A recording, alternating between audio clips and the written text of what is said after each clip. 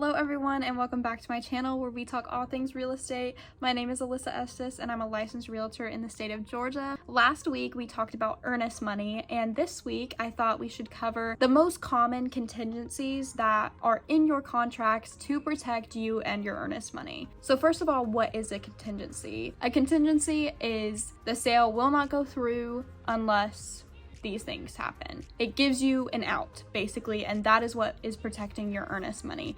You can make any contingency, but today I'm just going to be sharing the three most common, and those are the inspection contingency, the appraisal contingency, and the financing contingency. And I'm sharing those in that order because that is typically the timeline of when those contingencies pass by first. So typically your inspection contingency happens within a week of going under contract. It varies state by state. The appraisal contingency is typically 2 weeks, and then the financing contingency is about 21 days is pretty early, so 21 to 30 days. So what is your inspection contingency? I kind of touched on this in the earnest money video, but it is basically saying I as a buyer have a right to inspect. This happens in the due diligence period. So whatever amount of days you set, you have to get your inspection done within that amount of days if you want to keep your earnest money. If you do back out, why would you be backing out? If you do not like your inspection report. If an inspector comes by, he gives you your report. If you don't like something on that report, if something is a deal breaker on that report, you share that with the seller and you back out and you get your earnest money back. Then comes the appraisal contingency.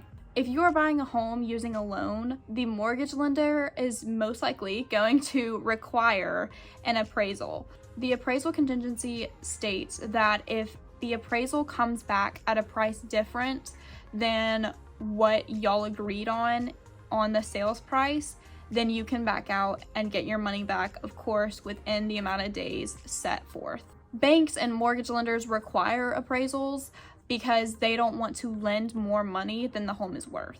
So let's say me and the seller agree on a sales price of $520 and the appraisal comes back at $500.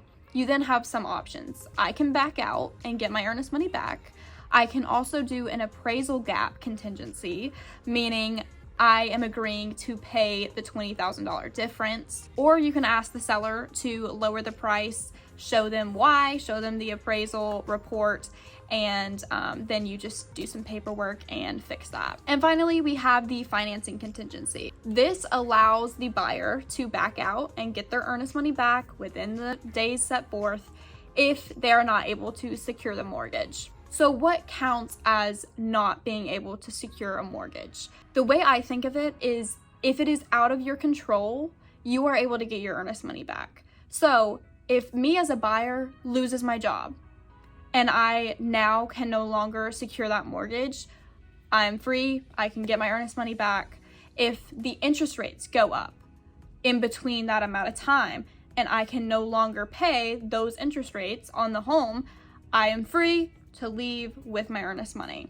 If me as a buyer decides to go buy a car, make an irresponsible purchase, I may lose my earnest money. Some other examples of what could cause you to lose your earnest money, even with the financing contingency, would be if you don't provide the lender info that they need to get you that mortgage, or you lack funds. If I make an irresponsible decision, I can be liable and lose that earnest money as a buyer. If it is something out of my control and I cannot get the mortgage because of that, I am free to walk away with my earnest money, and that is what the financing contingency is there for. So there you have it. Those are the three most common contingencies. I hope you have a better understanding of what contingencies are and just how you are protected and your earnest money is protected. Thank you so much for watching, and I will see you in the next one.